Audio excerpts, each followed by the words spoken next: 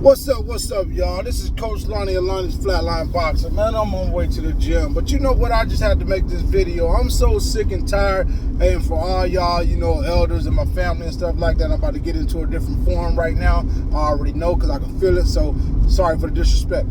But listen, let me say this, man. I'm so sick and tired of you non-boxing, no shit about boxing ass, want to have an opinion about ass boxing fans. Y'all put everybody on an elite level these days. Like, everybody's a fucking elite fighter. You know what I'm saying? Like, listen, what is your definition of an elite fighter? Elite, that means the top. That means the best. Elite, okay? Y'all put sorry-ass David Benavidez as an elite fighter. Y'all put Caleb Plant as an elite boxer. Y'all, man, these guys are not fucking elite. You know what I'm saying? Like, they're not even close. They're good, but they're not elite. You know what I'm saying? Like, shit, man, I can go so long about this shit right here. Okay, let me give you my definition. No, not my definition. Let me tell you what elite is. Okay? So, you have all the fundamentals. All right? You've mastered all the fundamentals. Footwork. That means that there's footwork, foot control, and foot placement. Okay? That means that you've mastered all three pillars of footwork.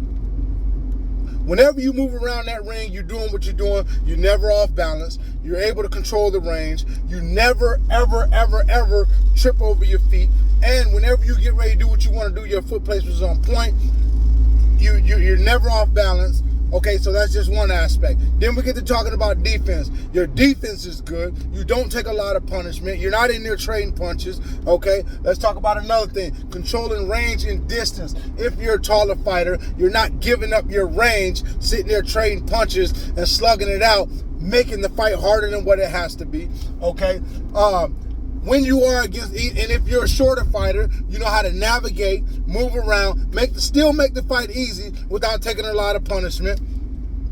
Okay, and let's say, for instance, you find out what your opponent does well, take it away from it, make it a motherfucking weakness. Find out what he does wrong, what he does weak, exploit it, make the fight easier. You don't make the fight harder. You find a way to make the fight easier. It's hit and not get hit, not hit and see who falls first.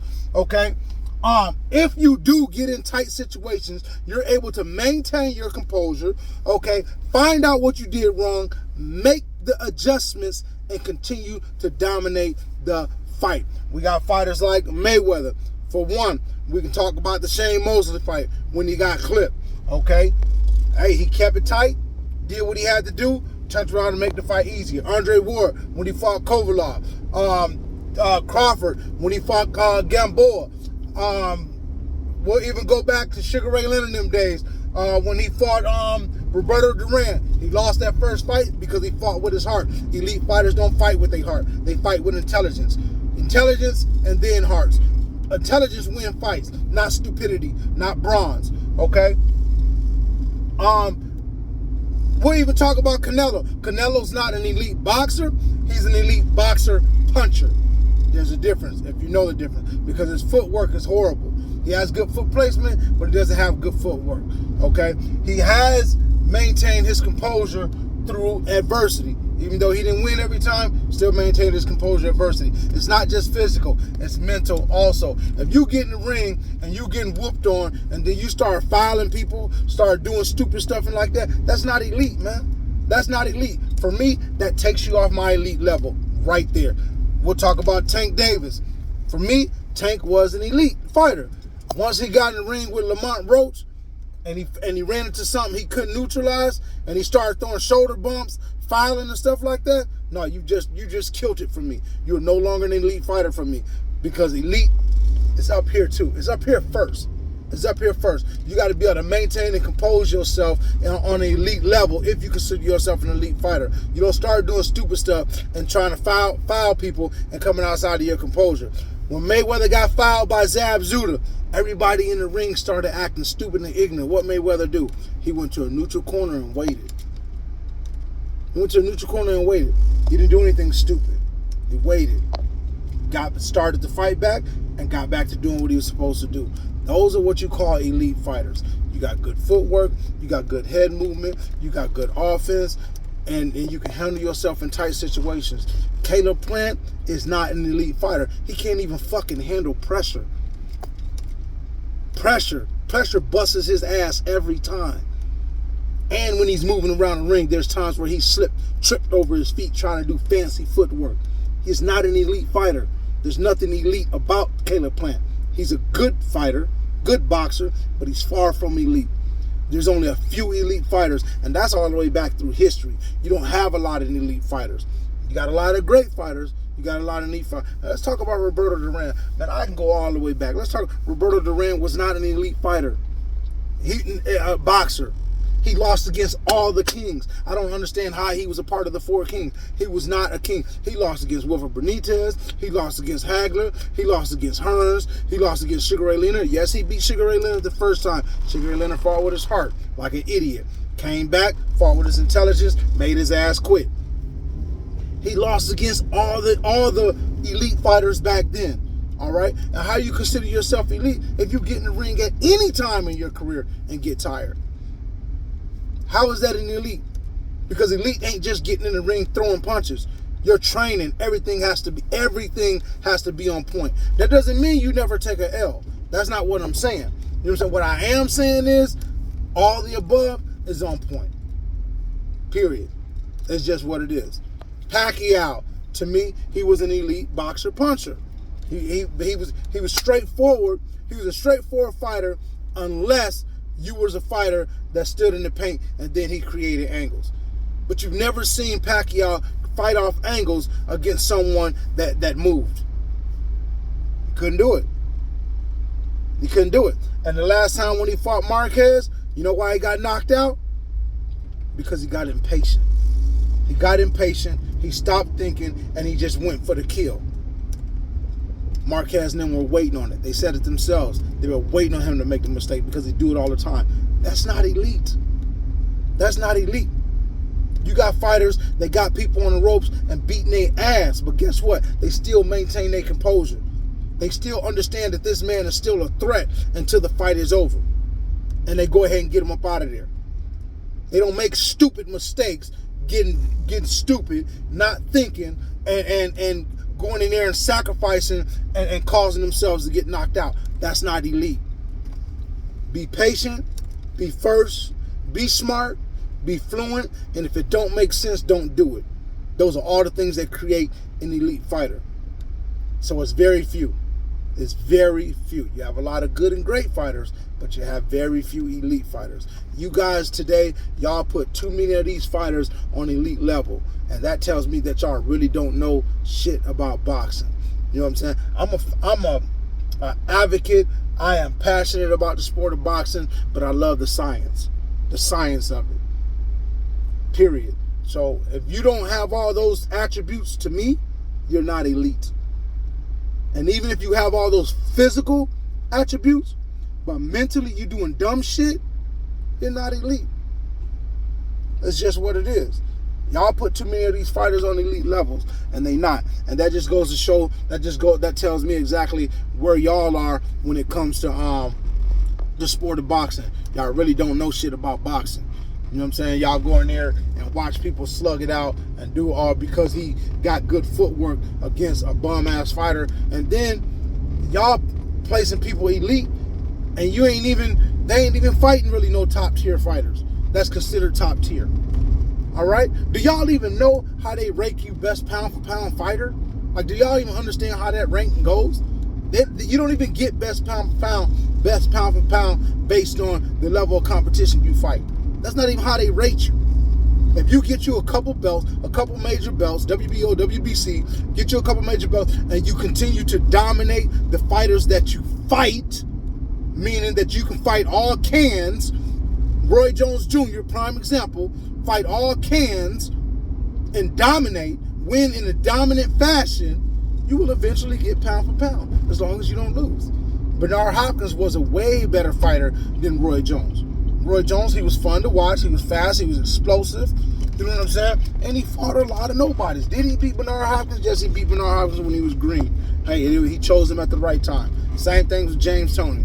James Toney was a great fighter. To me, James Toney was an elite.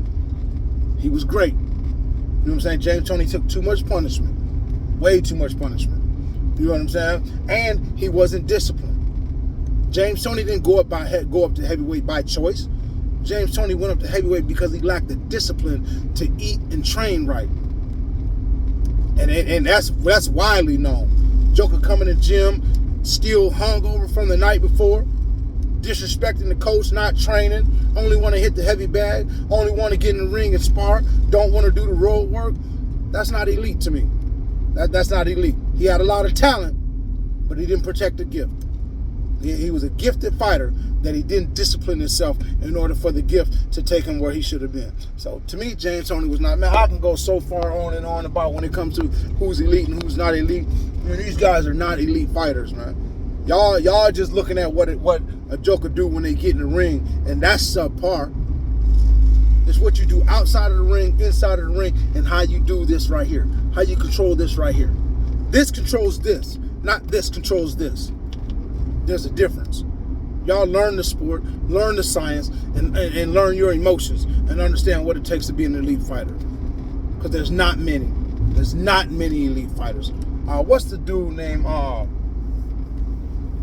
Carl Froch. He retired undefeated, man. White dude. I think he was Irish or something like that, man. I seen him fight. He whooped Hopkins. He whooped Roy Jones. You know, he was an elite. He was elite. Bernard Hopkins, in my opinion, was elite. He just got older and started declining. But you never seen Bernard Hopkins get in the ring and get tired. You never seen Bernard Hopkins get in there and lose control. Even though he lost some fights. You know what I'm saying? He did lose some fights. But while he was in that square circle, he never lost control. He maintained his balance. Always was on point. His training was on point. He just got old and didn't know when to quit. You know what I'm saying? It's just not all the way back to history that there's not many fighters, and I'm gonna even say Ali wasn't elite. I'm sorry, man. Y'all can say, and I grew up loving Ali, still do have mad respect for Ali. But Ali, there's times where Ali got in that ring during his prime, and he got tired. Why do you get tired when you're in the ring and calling yourself an elite fighter? You're lacking discipline. You're not training the way that you're supposed to train. That's not elite. It's not. I'm sorry. You can never be an elite fighter lacking discipline in any era, in any area of the sport. Period. It's just no. It's not okay, and it's never. In my book, no. Y'all stop putting these fighters on the elite level when they don't deserve to be. And if you feel like they are, then it shows about to me it tells about your understanding of what elite is, what's the difference between elite, great, and good. You know what I mean? And what your understanding of the sport is. And that's just what it is, man. There's not too many elite fighters. It never has been. You know, you can say they were elite in their era. No, because there's always been fighters that held down these criteria and things that in every era that I'm talking about. So quit putting these guys on the elite levels. Learn your sport and quit acting like everybody is elite or everybody is great, because that's not the case. You know, I can go and break down all these fighters, man, and systematically depict every single flaw and every single area that they lack discipline and how and why they are not elite fighters, man. Y'all don't know shit about boxing. Like Roger Mayweather said, most motherfuckers don't know shit about boxing. Y'all don't know shit about boxing. Y'all putting too many fighters on elite level. And I'm going to tell y'all before y'all say anything about what I said about Roy Jones. Talking about Roy got old and stuff like that. I got a homeboy.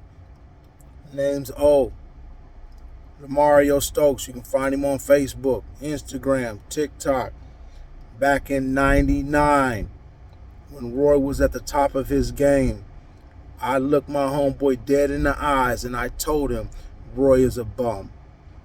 And he asked me, he's like, man, you tripping, man, Roy cold. And I broke him down and I explained to him why Roy Jones was a bum. You know what I'm saying? And then nobody believed me. Back in 2005, I was in prison. I was telling everybody, Roy a bum. Like, I damn near had everybody in my unit looking at me like I was crazy. I'm like, I'm telling y'all, Roy is some trash. Tarver's gonna beat his ass because Tarver isn't scared of him. Roy is some trash. He's fun to watch. He's fast. He's explosive. He has a lot of gifted talent, but he makes so many mistakes in the ring that when he fights somebody that ain't scared of him and put that pressure on him, he's going to lose. And that's exactly what happened. I've been calling this shit since I was a kid. I've been boxing since I was 9. I'm telling y'all, man. Look, and you think I'm lying? My homeboy Q on Facebook and Instagram. Look him up. Ask him if you think I'm bullshitting. We was locked up together. You know what I'm saying? I got a couple other homeboys on here, but they names, they don't have their names on their profiles. I've been calling this shit for years. Been telling y'all about these fighters that y'all claim elite that ain't elite. Roy Jones was some shit. And I called it since 99. Matter of fact, 98. I take that back. It was 98 because it was before I went to boot camp. 98. Roy Jones, some shit. Always was. Most motherfuckers don't know shit about boxing. All right, now I'm cool.